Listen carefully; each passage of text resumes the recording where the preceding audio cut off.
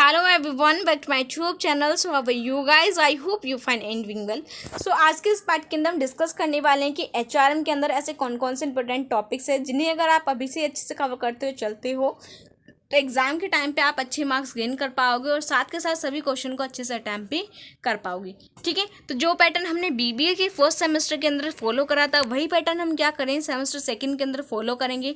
हम देखेंगे subject wise से कौन कौन से इंपॉर्टेंट टॉपिक्स हैं जिन्हें आपको क्या करना है, अच्छे से कवर करना है और अच्छे मार्क्स गेन करने हैं। ठीक है, तो स्टार्ट करने से पहले अगर आप मेरे चैनल पर नए हैं, चैनल को सब्सक्राइब कर ले, बेल आइकन को प्रेस कर ले ताकि मेरी आने वाली हर वीडियो से आप अपडेट रहें। और साथ के साथ इस वीडियो को अपने दोस्तों के साथ ज़्यादा से ज़्यादा शेयर करें ताकि आपके दोस्तों को ये पता चल जाए कि उन्हें एचआरएम के अंदर क्या चीज़ पढ़नी है, क्या चीज़ नहीं पढ़नी है। ठीक है, तो वीडियो स्टार्ट करने से पहले मैं आपको एक चीज़ बता देती हूँ। सबसे पहले मैं आपसे माफ़ी मांगना चाहती हूँ क्योंकि 3-4 दिन से चैनल के ऊपर कोई भी वीडियो अपलोड नहीं हो रही थी। वो इसलिए नहीं हो रही थी क्योंकि कुछ ज़रूरी काम आ गया था, इसकी वजह से मुझे टाइम नहीं मिल पाया वीडियो अपलोड करने का। ठीक है, तो अब देखने वाले हैं कि एचआरएम के अंदर हमारे कौन कौन से इंपॉर्टेंट टॉपिक्स हैं। चलिए स्टार्ट करते हैं आज के इस वीडियो को। तो इसका जो ये क्या है, हमारी सब्जेक्ट लिस्ट है, इसके अंदर प्रॉपर 7 सब्जेक्ट हैं। तो सबसे पहले अगर आपको सब्जेक्ट के बारे में नहीं पता है तो यहाँ से आप स्क्रीनशॉट ले सकते हैं और सब्जेक्ट के जो नेम है उनको अच्छे से नोट डाउन कर सकते हैं। ठीक है, तो हमारा जो फर्स्ट सब्जेक्ट है जिसका नेम है क्वांटिटेटिव टेक्निक्स और बिजनेस, इसकी स्टार्टिंग के 3 यूनिट के अंदर आपको क्या चीज़ पढ़नी है, क्या चीज़ नहीं पढ़नी है, उसका जो वीडियो है, डिटेल वीडियो है जिसके अंदर मैंने अच्छे से सभी चीज़ों को 1 बाय 1 एक्सप्लेन किया है। उस वीडियो को अगर आपने नहीं देखा है तो सबसे पहले आप उसे देखें, देन आप इसे देखिए। और साथ के साथ मेरे साथ आपको करना क्या है, नोटबुक और पेन लेकर बैठना है। साथ के साथ जितने भी चीज़ें मैं आपको बता रही हूँ साथ के साथ नोट डाउन करते हुए चलें। वीडियो को तुरंत देखने के बाद इन सभी कॉन्सेप्ट को, इन सभी चीज़ों को कवर करने की कोशिश करें। ठीक है, तो जब देखने वाले हैं कि एचआरएम के अंदर आपको क्या चीज़ पढ़नी है, क्या चीज़ नहीं पढ़नी है, तो ये रहा हमारा एचआरएम का सिलेबस जिसके अंदर क्या है, आपकी 5 यूनिट इन्वॉल्व हैं। तो अगर किसी भी स्टूडेंट को उसका सिलेबस नहीं पता है तो सबसे पहले वीडियो को पॉज करके यहाँ से स्क्रीनशॉट ले लें, क्योंकि अगर आपको सिलेबस के बारे में नॉलेज नहीं होगी तो आपको ये चीज़ नहीं पता चलेगी कि यूनिट फर्स्ट के अंदर क्या कौन कौन से टॉपिक हैं और इन टॉपिक के अंदर से आपको क्या चीज़ कवर करनी है, क्या चीज़ नहीं कवर करनी। ठीक है, तो आपको अच्छी नॉलेज होनी चाहिए सभी सिलेबस की। ठीक है, चलिए देखते हैं कि यूनिट फर्स्ट के अंदर क्या चीज़ आपको कवर करनी है, क्या चीज़ कवर नहीं करनी है। ठीक है, तो हम बात करने वाले हैं एचआरएम की यूनिट फर्स्ट की। तो जो आपकी सब्जेक्ट का नेम क्या है, आपका ह्यूमन रिसोर्स मैनेजमेंट है।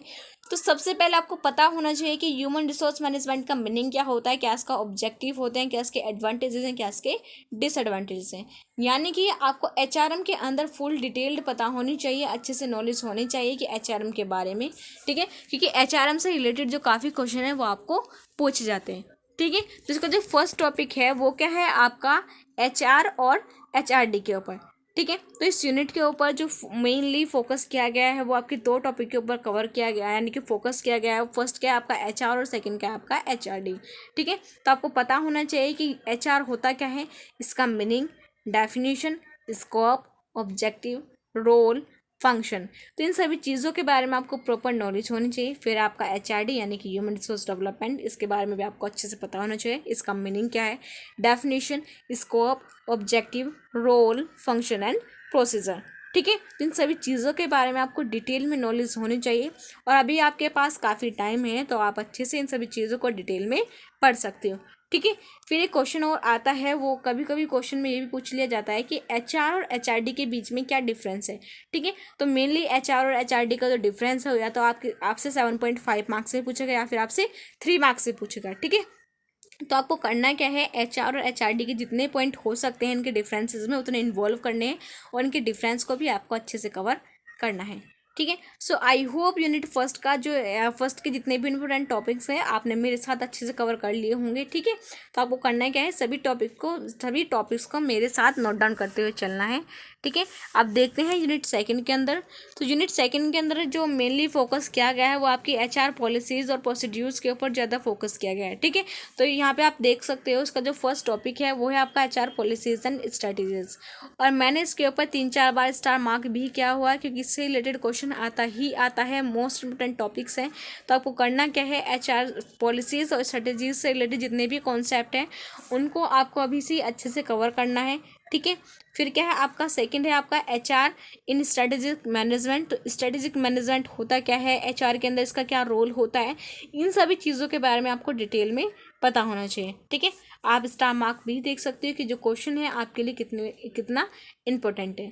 फिर आपका HR पॉलिसीज एंड प्रोसीड्यूर, तो HR पॉलिसीज तो आपके लिए इंपॉर्टेंट है ही, साथ के साथ HR पॉलिसीज का जो प्रोसीड्यूर है वो भी आपके लिए मोस्ट इंपॉर्टेंट है। तो आपको करना क्या है, अच्छे से इन सभी चीज़ों को कवर करना है।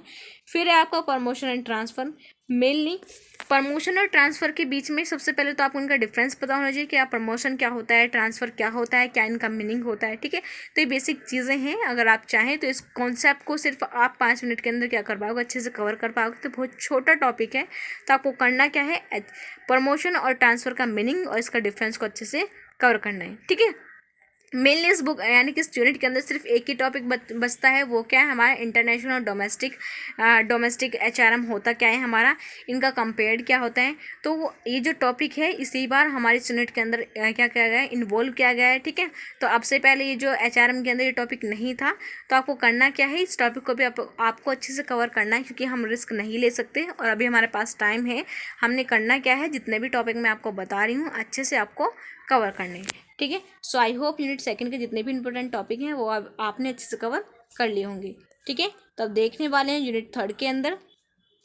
सो यूनिट थर्ड के अंदर मैं आपको बता दूं, इसके अंदर जो मेनली फोकस किया गया है वो आपकी जॉब एनालिसिस से रिलेटेड काफ़ी क्वेश्चन आते हैं। तो आपको करना क्या है, जॉब एनालिसिस का मीनिंग, किस तरह से जॉब को एनालाइज करते हैं, क्या इनके मेथड्स होते हैं, इन सभी चीज़ों के बारे में आपको डिटेल में पता होना चाहिए। क्योंकि जॉब एनालिसिस से रिलेटेड जो है 2 क्वेश्चन तो आते ही आते हैं क्वेश्चन पेपर के अंदर, ठीक है।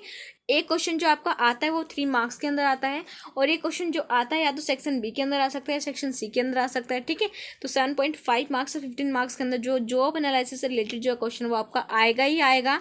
तो आपको करना क्या है, जॉब एनालिसिस को और इसके मेथड को अच्छे से डिटेल में आपको स्टडी करना है, ठीक है। फिर आपका human resource planning and procedure, ठीक है, तो आपको करना क्या है, ह्यूमन रिसोर्स प्लानिंग भी क्या है आपका एक इंपॉर्टेंट टॉपिक है। तो आपको करना क्या है, इसको भी अच्छे से कवर करना है, क्या इसका ह्यूमन रिसोर्स प्लानिंग क्या होती है, किस तरह से हम प्लानिंग करते हैं, कौन कौन से मेथड्स या टेक्निक्स होते हैं, क्या इसका प्रोसीजर होता है, ठीक है।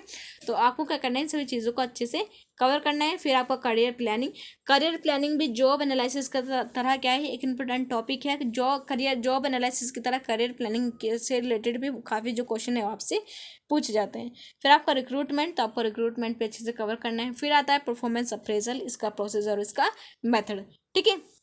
तो परफॉर्मेंस अप्रेजल भी क्या है, काफ़ी छोटा टॉपिक है, तो आप इसको भी अच्छे से 5 से 10 मिनट के अंदर क्या कर पाओगे, अच्छे से कवर कर पाओगे। तो आपको करना क्या है, परफॉर्मेंस अप्रेजल होता क्या है, सबसे पहले आपको ये पता होना चाहिए क्या इसके फीचर्स होते हैं, क्या इसका प्रोसीजर होता है, क्या इसके मेथड्स होते हैं, ठीक है। तो ये भी क्या है आप सभी के लिए मोस्ट इंपॉर्टेंट है, इसके ऊपर भी मैंने क्या स्टार मार्क्स किए हुए हैं, ठीक है। फिर आपका आता है मेन पावर प्लानिंग, ठीक है। तो मेन पावर प्लानिंग क्या होती है, क्या इसका प्रोसेस होता है, इन सभी चीज़ों को क्या करना है आपको अच्छे से कवर करना है। और मैं यहाँ पे आपको एक चीज़ और बता देती हूँ कि किसी भी चीज़ का जो प्रोसेस होता है ना वो उसी सीक्वेंस में होता है, ठीक है। तो अगर आप किसी भी चीज़ के प्रोसेस को कवर कर रहे हो तो कोशिश करिए जिस सीक्वेंस के अंदर बुक के अंदर दिया गया हुआ है आप उसी सीक्वेंस को फॉलो करें, ठीक है। वही स्टेप को आपको फॉलो करना है। अगर आप अपनी मर्जी से एक भी स्टेप उधर उधर कर देते हो तो आपको जो मार्क्स है वो 100% कट देंगे, ठीक है। क्योंकि किसी भी चीज़ के प्रोसेस को हम इधर उधर नहीं कर सकते, ठीक है। आई होप ये चीज़ें आपको क्लियर होंगी। अब बात करते हैं यूनिट 4 की। यूनिट 4 के अंदर जो है वो आपका मेन फोकस किसके ऊपर है, आपका कंपनसेशन के ऊपर फोकस है। तो सबसे पहले आपको पता होना चाहिए कि कंपनसेशन क्या होता है, कंपनसेशन के अंदर क्या क्या चीज़ इन्वॉल्व होती हैं, आपकी सैलरी क्या होती है, आपकी वेजेस क्या होते हैं, ठीक है। तो ये कॉमन चीज़ें हैं। आई होप इन सभी चीज़ों के बारे में सभी स्टूडेंट को पता होगा, ठीक है। तो सबसे पहले मैं आपको कंपनसेशन के अंदर बता रही हूँ, कंपनसेशन के ऊपर भी मैंने क्या किया हुआ है, स्टार मार्क किए हुए हैं। तो ये भी क्या है आपके लिए इंपॉर्टेंट टॉपिक है, इंपॉर्टेंट क्वेश्चन है। आपको कंपनसेशन के बारे में डिटेल एनालिसिस यानी डिटेल में क्या होना चाहिए, आप सभी को पता होना चाहिए कंपनसेशन क्या होता है, किस तरह से कंपनसेशन को हम एनालाइज करते हैं, ठीक है। तो इसके अंदर जो फर्स्ट टॉपिक है वो है आपका वेजेस, ठीक है। तो वेजेस भी क्या है कंपनसेशन का एक पार्ट है। तो आपको पता होना चाहिए कि वेजेस की क्या पॉलिसीज होते हैं, क्या इसके प्लान्स होते हैं। फिर है आपका सिस्टम ऑफ पेमेंट्स, ठीक है। तो कंपनसेशन के अंदर आपकी मेनली 2 चीज़ें आती है, फर्स्ट क्या आपकी वेजेस और सेकंड आपकी सैलरी, ठीक है। तो वेजेस और सैलरी के प्लान और पॉलिसीज के साथ साथ आपको ये भी पता होना चाहिए कि इनका पेमेंट सिस्टम क्या होता है, किस तरह से हम वेजेस की पेमेंट करते हैं, किस तरह से हम सैलरी की पेमेंट करते हैं, ठीक है। तो इन सभी चीज़ों के बारे में आपको अच्छे से नॉलेज होनी चाहिए। फिर आता है आपका जॉब इवोल्यूशन से रिलेटेड और जॉब एनालिसिस से रिलेटेड काफ़ी क्वेश्चन आते हैं। तो आपको करना क्या है, यानी कि आपको जॉब इवोल्यूशन को भी अच्छे से स्टडी करना है, ठीक है।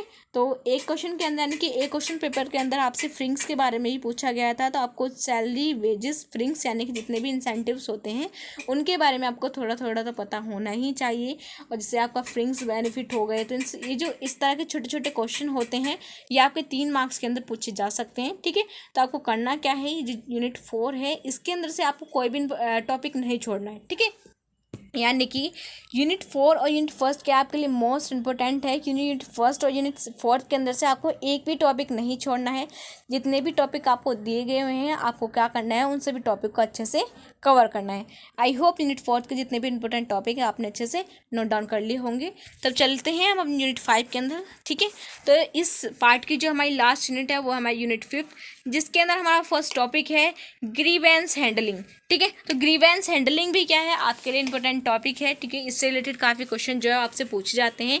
ठीक है, तो आपको करना क्या है, इस टॉपिक को अच्छे से कवर करना है।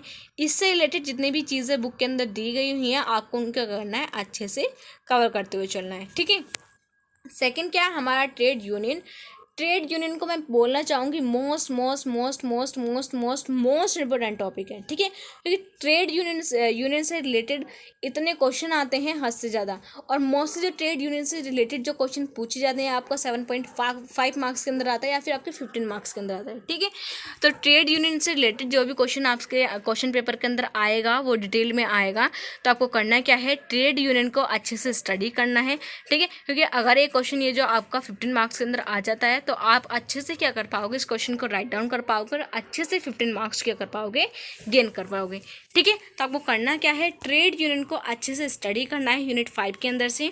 इसके टाइप्स क्या होते हैं, क्या इसकी प्रॉब्लम्स होती हैं, ट्रेड यूनियन इंडिया के अंदर क्या होता है, ठीक है, किस तरह से फॉलो होता है, तो इन सभी चीज़ों के बारे में आपको डिटेल में पता होना चाहिए। क्योंकि ये जो क्वेश्चन है इससे रिलेटेड जो क्वेश्चन है वो आपका डिटेल में ही आएगा। इतना हो गया। फिर आपका आता है रिक्रूटमेंट और सिलेक्शन। जो रिक्रूटमेंट और सिलेक्शन है इस चीज़ों को तो हम यूनिट यानी सेमेस्टर फर्स्ट के अंदर भी अच्छे से मैनेजमेंट के अंदर अच्छे से पढ़ चुके हैं।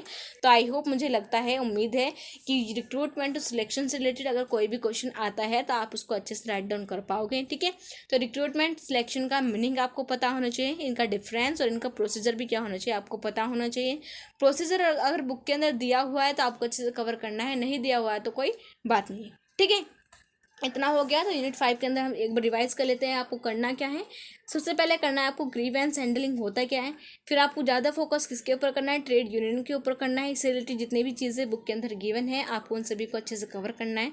रिक्रूटमेंट सिलेक्शन का इनका मीनिंग, इनके एडवांटेजेस, डिसएडवांटेजेस और इनके डिफरेंस भी आपको करना है, अच्छे से कवर करने। ठीक है, सो आई होप जो हमारा सब्जेक्ट है HRM, इसके जो 5 यूनिट है इनके अंदर जितने भी इंपॉर्टेंट टॉपिक्स हैं आपने अच्छे से नोट डाउन कर लिए होंगे। अब आपको करना क्या है, वीडियो को देखने के बाद आप कोशिश करिए कि इन सभी टॉपिक को अच्छे से आप कवर कर पाएँ।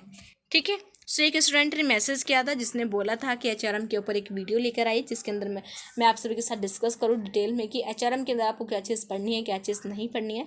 ठीक है, तो ये जो वीडियो है वो आपको कैसी लगी कमेंट सेक्शन के अंदर ज़रूर बताना, और साथ के साथ मुझे ये भी बताना कि नेक्स्ट वीडियो आप कौन से सब्जेक्ट के ऊपर चाहते हो। ठीक है, so thank you very much everyone for watching this video. If you new on my channel so don't forget to like, comment and subscribe it. Bye, see you in the next video.